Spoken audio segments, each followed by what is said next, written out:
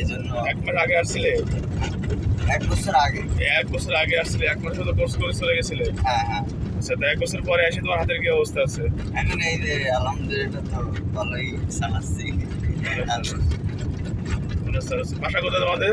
আমাদের বাসা হচ্ছে 0 পয়েন্ট কৃষ্ণনগর।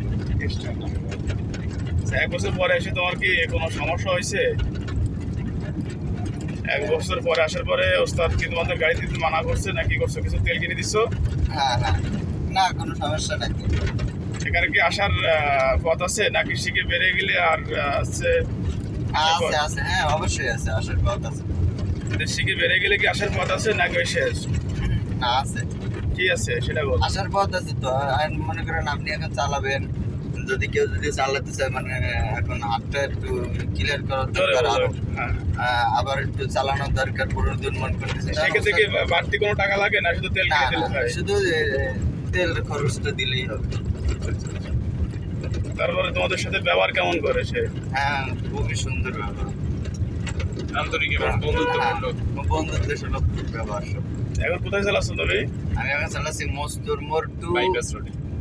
ঠিক আছে 0 পয়েন্ট। হ্যাঁ, মোস্তাল মোড় টু বাইপাস হাইওয়ে রোড। হ্যাঁ হ্যাঁ। এবার আমরা কোথায় যাবো? জয়বাংলা মোড় থেকে আমরা সোনানগর উদ্দেশ্যে যাবো, তাই তো? হ্যাঁ, তা সুন্দরভাবে তুমি যাও। কয় নম্বরে গাড়ি আসছো? 4 নম্বর। আর ম্যানুয়াল গাড়ি চালাতে পারলে কি অটো গাড়ি চালানো সম্ভব? হ্যাঁ অটো গাড়ি তো আরো সহজ হবে চালাতে, মেনুয়ার চালানো। ঠিক আছে।